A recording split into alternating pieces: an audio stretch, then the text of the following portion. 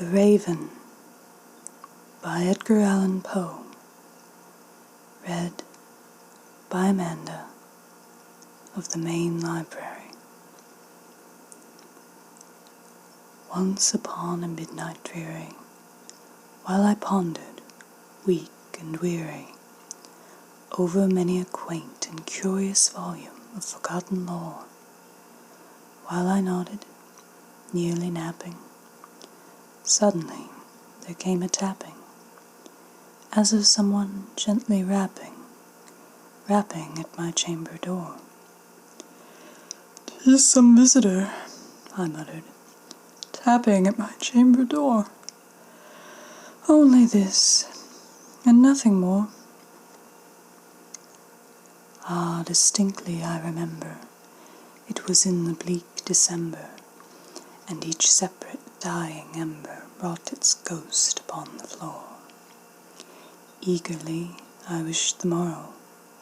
Vainly I had sought to borrow from my books surcease of sorrow, sorrow for the lost Lenore, for the rare and radiant maiden whom the angels name Lenore, nameless here forevermore.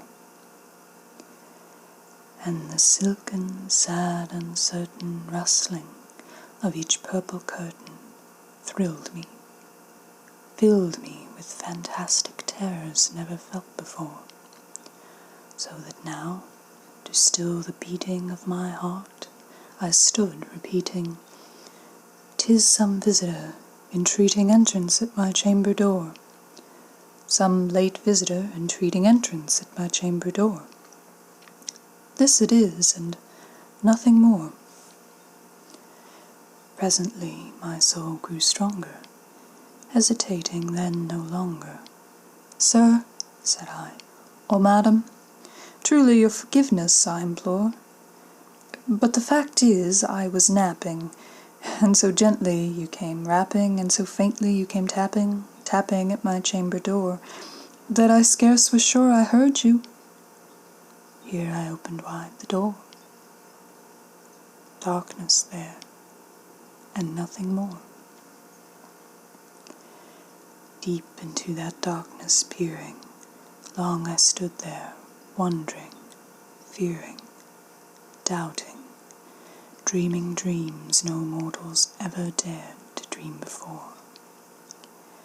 But the silence was unbroken, and the stillness gave no token, and the only word there spoken was the whispered word, "Lenore." This I whispered, and an echo murmured back the word, "Lenore." Merely this, and nothing more.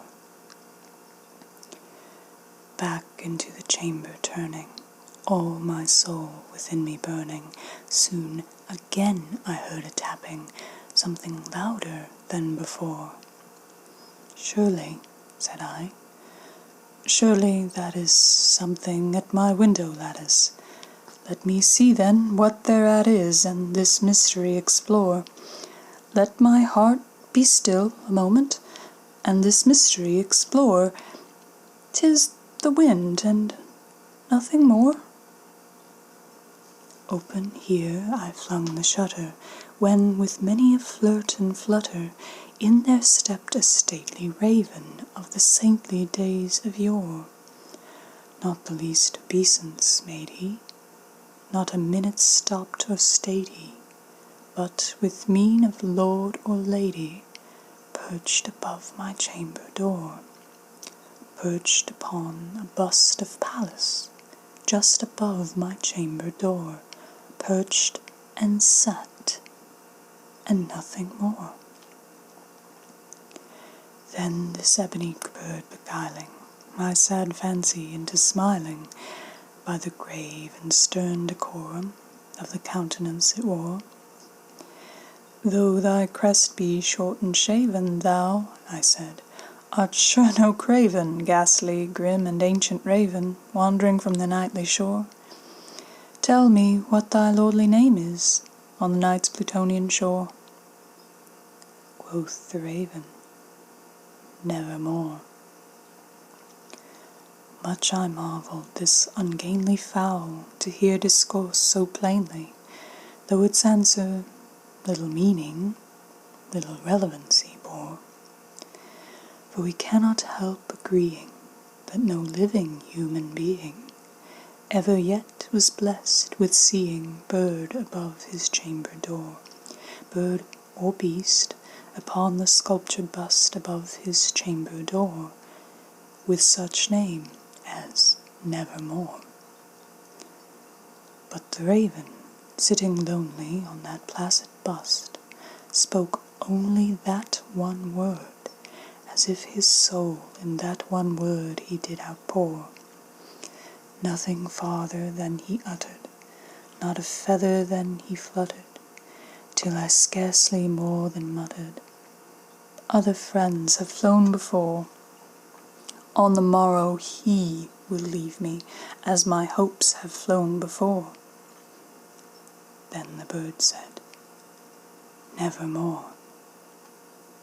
Startled at the stillness broken by reply so aptly spoken, doubtless, said I, what it utters is its only stock and store, caught from some unhappy master, whom unmerciful disaster followed fast and followed faster, till his songs one burden bore, till the dirges of his hope that melancholy burden bore of never, nevermore. But the raven still beguiling all my sad soul into smiling, straight I wheeled a cushioned seat in front of bird and bust and door. Then, upon the velvet sinking, I betook myself to linking fancy unto fancy, thinking what this ominous bird of yore, what this grim, ungainly, ghastly, gaunt, and ominous bird of yore meant in croaking nevermore. This I sat engaged in guessing, but no syllable expressing to the fowl whose fiery eyes now burned into my bosom's core. This and more I sat divining, with my head at ease reclining on the cushion's velvet lining that the lamplight gloated o'er, but whose velvet violet lining, with the lamplight gloating o'er, she shall press. Ah, nevermore. Then, methought, the air grew denser, perfumed from an unseen censer, swung by a seraphim whose footfalls tinkled on the tufted floor. Wretch, I cried, thy God hath lent thee, by these angels he hath sent thee respite, respite and nepenthe from thy memories of Lenore. Quaff, oh quaff, this kind nepenthe, and forget this lost Lenore. Quoth the raven, nevermore.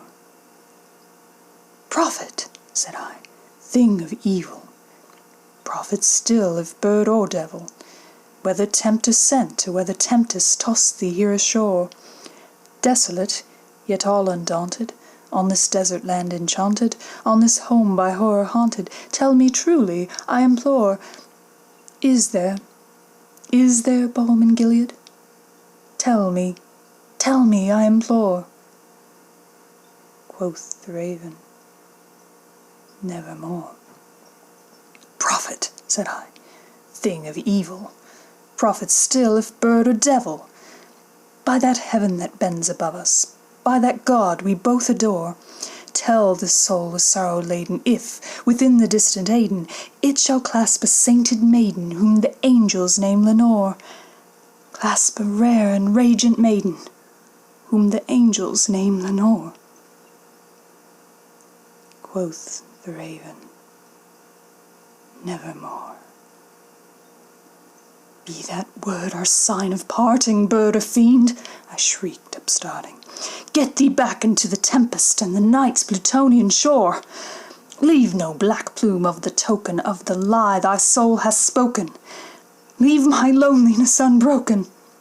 Quit the bust above my door. Take thy beak from out my heart, and take thy form from off my door. Quoth the raven, nevermore. And the raven, never flitting, still is sitting on the pallid bust of Pallas, just above my chamber door. And his eyes have all the seeming of a demon's that is dreaming, and the lamplight o'er him streaming throws his shadow on the floor. And my soul from out that shadow that lies floating on the floor shall be lifted nevermore.